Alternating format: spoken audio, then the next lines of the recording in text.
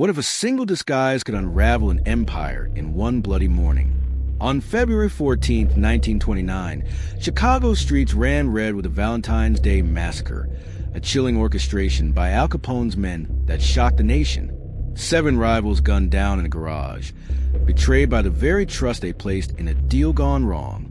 This wasn't just a hit. It was a masterclass in deception, precision, and psychological warfare, exposing the brutal brilliance of Capone's empire. Welcome to Mastermind Files True Crime, where we peel back the layers of history's slickest criminal minds, decoding their strategies without glorifying their sins. Today, we dive into a game of trust and betrayal that redefined Chicago's underworld. Picture it. Chicago, 1929. Prohibition fuels a black market gold rush. Bootleggers like Capone and his rival, George Bugs Moran, battle for every speakeasy and smuggling route. The city's a powder keg. Cops on the take, Tommy guns in alleyways, and loyalty as fragile as a whiskey glass. Moran's North Side gang is a thorn in Capone's side, cutting into his liquor profits with every hijacked shipment. But Capone, holed up in his Miami estate, isn't just a thug. He's a chess master playing 3 moves ahead. His men devise a plan so audacious it hinges on exploiting Moran's trust. The target? Moran's inner circle, vulnerable because they believed a rival's word in a high-stakes liquor deal. One slip in their guard, and Capone's men pounce. This massacre wasn't about bullets. It was about bending perceptions. Capone's crew used police uniforms to walk into that garage unchallenged, turning authority itself into a weapon. You'll see how they turned trust into a trap, and that's just the start. Every move was calculated, from a fake squad car to the time betrayal, showing how Capone's empire thrived on outsmarting rivals psychologically. New to the Mastermind Files True Crime, we don't just tell crime stories. We decode the psychology behind them. Hit subscribe, turn on notifications, and join us as we unravel the minds of masterminds. But how did Capone's men pull it off? It started with a mind that saw opportunity where others saw chaos. Capone wasn't born a kingpin. He was a Brooklyn kid who learned early that power comes from reading people, not just intimidating them. By 1929, he built an empire on liquor, gambling, and bribes, but his real genius was delegation. He didn't pull the trigger. He didn't need to. His lieutenants, like Frank Nitti and Jack Machine Gun McGurn, were his scalpel, carving out rivals with surgical precision. The Valentine's Day plan was McGurn's brainchild, a scheme to lure Moran's men into a trap by exploiting their greed for a cheap whiskey deal. The bait? A fake shipment. Too good to pass up. This wasn't a random hit. It was a psychological gambit. McGurn knew Moran's crew trusted deals brokered through middlemen. He used that trust like a tripwire, setting a meeting at a Clark Street garage. The brilliance? Disguises. 2 of Capone's men would pose as cops, staging a raid to disarm Moran's crew without a fight. The rest would follow as backup, ensuring no one walked out. It was a plan that required perfect timing, flawless acting, and a chilling willingness to betray. What's coming next? A deeper look at McGurn's origins and the first spark of this deadly scheme. A move that turned a street war into a slaughter. Stay with us as we decode the mind behind the massacre. Jack McGurn wasn't always the icy strategist behind the Valentine's Day Massacre. Born Vincenzo Gibaldi in 1902, he grew up in Brooklyn's gritty slums, where survival meant outsmarting bigger, meaner kids. By his teens, he'd learned to read a room, spotting fear, greed, or hesitation like a card-sharp spot to tell. That knack carried him to Chicago, where he fell in with Capone's outfit. McGurn wasn't just muscle. He was a thinker, blending charm with a ruthless edge. By 1929, at just 26, he was Capone's go-to for delicate jobs. Hits that needed brains, not just brawn. The North Side gang's defiance was personal for McGurn. Moran's men had tried to kill him twice, leaving scars that fueled his vendetta. The first spark of the massacre came in late 1928. Moran's crew hijacked a Capone shipment, costing thousands and bruising egos. Capone, lounging in Miami to dodge the heat, gave McGurn a nod. Handle it. McGurn saw a chance not just to hit back, but to cripple Moran's operation. Killing one man wouldn't do. Moran's whole inner circle had to go. The scheme? Lure them into a deal they couldn't refuse. McGurn knew Moran's men were desperate for cheap Canadian whiskey, the lifeblood of their speakeasies. He dangled a fake shipment through a trusted middleman, setting the bait for February 14, 1929, at a nondescript garage on Clark Street. McGurn's brilliance lay in the details. He didn't just plan a hit, he choreographed a performance. The garage was scouted weeks in advance, its layout memorized. He handpicked a crew, 2 ex-cons to play cops, 2 sharpshooters to kill, and a driver to vanish fast. The cops practiced their lines, mimicking Chicago PD's gruff swagger to sell the ruse. McGurn even timed the hit for mid-morning, when Moran's men would be relaxed, expecting a routine deal. It was psychological judo, using their trust in a familiar routine against them. Every step was a calculated risk, but McGurn thrived on a high wire. The stakes were sky high. If Moran's men sniffed a trap, Capone's crew could face a firefight. Worse, a botched hit might embolden rivals, weakening Capone's grip on Chicago. McGurn wasn't just fighting for territory. He was proving his worth to an empire. As February 14th neared, he drilled his team relentlessly, obsessing over every variable. The fake squad car was ready, the Tommy guns oiled, but something bigger was brewing. McGurn wasn't content with single strike. He wanted a spectacle that would echo through the underworld, a move so bold it would rewrite the rules of Chicago's gang wars. What was his next play? Stay tuned as the trap tightens. McGurn's scheme wasn't just a hit. It was a psychological ambush, expanding into a plan so audacious it could reshape Chicago's underworld. By early February 1929, the trap was set. Moran's men, lured by the promise of cheap whiskey, would gather at a Clark Street garage, expecting a quick deal. McGurn's stroke of genius was turning trust into a weapon. He knew Moran's crew relied on middlemen to broker deals, men whose word was gold in a world of double crosses. McGurn used a crooked go-between to sell the bait, ensuring the Northsiders walked in blind. The audacity? Posing as cops to disarm them, exploiting their fear of arrest over suspicion of betrayal. The plan grew bolder with every detail. McGurn didn't just want Moran's men dead. He wanted them humiliated, their trust shattered in a public slaughter. He added a second layer. The fake raid would be loud, drawing eyes to the garage.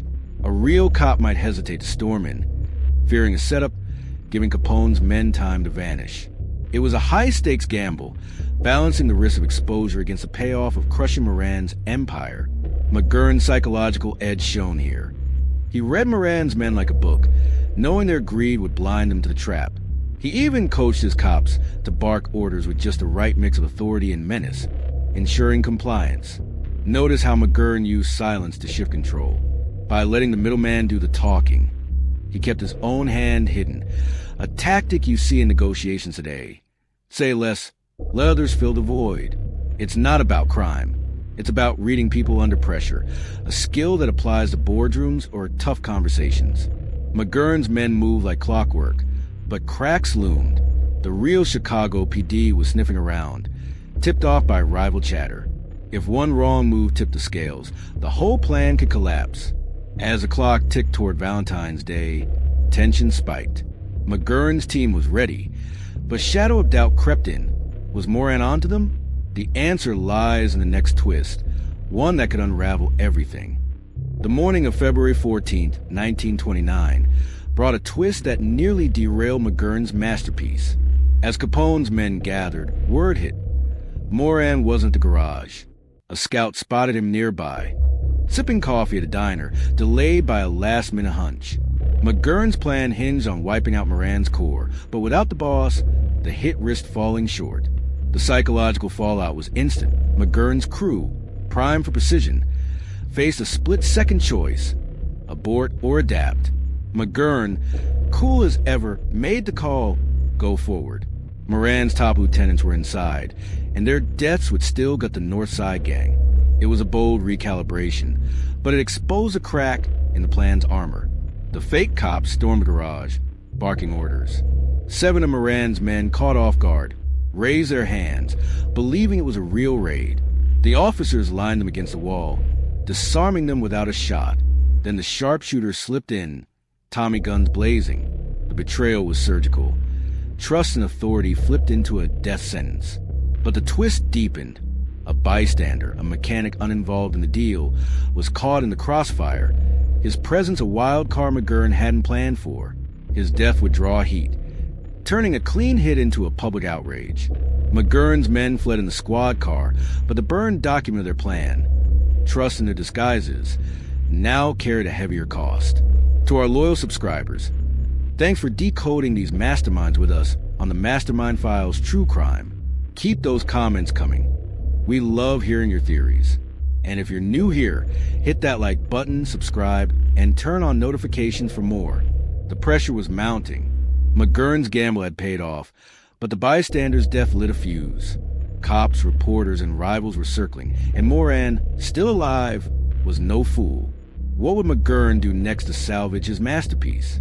The answer lies in a desperate countermove, one that would push his cunning to the edge. The aftermath of the Valentine's Day Massacre was a firestorm. 7 bodies in the Clark Street garage, 6 gangsters and 1 unlucky mechanic, sparked headlines and fury. McGurn's plan had gutted Moran's crew, but the bystander's death was a miscalculation that turned Chicago's police and public against Capone's empire. The third plot point emerged. McGurn had to outsmart a city, closing in. His countermove? Deflection. He leaked tips pointing to a rival gang, sowing confusion while he and his crew laid low.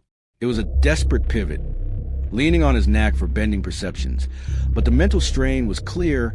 McGurn was juggling too many lies. His psychological depth shone in the chaos. McGurn didn't panic. He read the city's fear and used it, planning stories that painted Moran as reckless, not Capone. He even staged alibis, charming witnesses into vouching he was miles away. Notice how he read fear to stay ahead.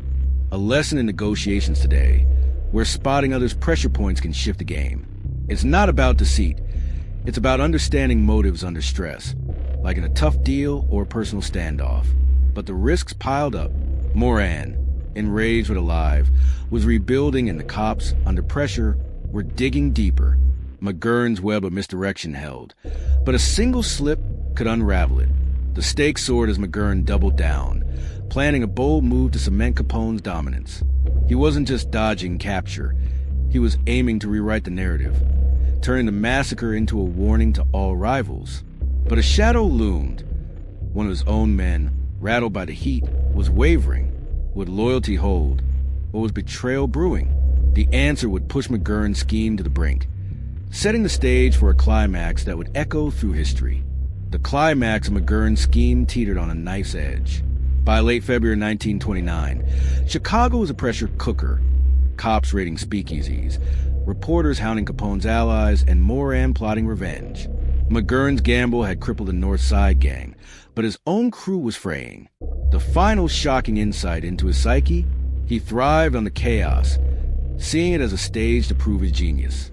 His boldest move yet was a public relations stunt. Capone, back in Chicago, would play the philanthropist, donating to charities while McGurn spread rumors that Moran's recklessness caused a massacre. It was misdirection on a grand scale, bending truth to sway a city. But cracks widened. One of McGurn's sharpshooters, spooked by police raids, started talking to a rival, not the cops. McGurn caught wind and silenced him, but the scare exposed a fatal oversight. He'd underestimated loyalty under pressure. See how he bent truth to sway others, a tactic that echoes in today's high-stakes pitches or debates. Control the narrative, and you control the room. It's not about lies. It's about framing your story first. The scheme didn't crumble, but it wobbled. Moran's weakened crew struck back, hitting a Capone warehouse, and the cops closed in, sniffing McGurn's alibis. The massacre had triumphed in blood, but faltered in its aftermath. McGurn's empire hung by a thread, yet he never flinched. Why did he cling to control, even as the walls closed in? What drives a mind to dance on the edge of ruin, betting everything on one last play? That question lingers, daring us to wonder, how far would you go to outsmart a world stacked against you? The massacre's shadow stretches further, and its legacy will reveal the true cost of McGurn's brilliance. The Valentine's Day Massacre didn't just kill 7 men. It rewrote the rules of power in Chicago's underworld, cementing Capone's empire while exposing the fragility of trust. Its legacy is a chilling paradox. McGurn's brilliance made him untouchable, yet it painted a target on his back. The massacre shocked the nation, fueling calls for federal crackdowns on organized crime. By 1931, Capone was nabbed for tax evasion, a fallout traced back to the heat from February 14, 1929. McGurn? He slipped away, but rivals caught him in 1936, gunning him down on, ironically, Valentine's Day. The crime's resolution was stark. No arrest of the massacre itself, but its ripples toppled giants. What lingers is the psychological imprint. McGurn didn't just kill. He manipulated perceptions, turning trust into a weapon that reshaped an empire. His strategy showed how far a mind can bend reality, a lesson that echoes in today's world of influence and control. Politicians, CEOs, even influencers play the same game. Craft a narrative, exploit trust, and rewrite the rules. But the massacre's enigma endures. How did McGurn's crew vanish so cleanly? Whispers of police bribes or hidden allies still haunt Chicago's lore, leaving us to wonder what secrets died with him. If you've enjoyed decoding the strategy behind this criminal mind, subscribe to the Mastermind Files True Crime. We don't just tell crime stories, we decode the psychology behind them. Hit the like button, subscribe, turn on notifications, and share your thoughts in the comments. Join us Sundays, Tuesdays, and Thursdays at 7 p.m. Eastern Standard Time for more deep dives into the minds of masterminds. The Valentine's Day Massacre wasn't just a crime. It was a mirror reflecting how trust once broken can shift the world. What would you do with that kind of power?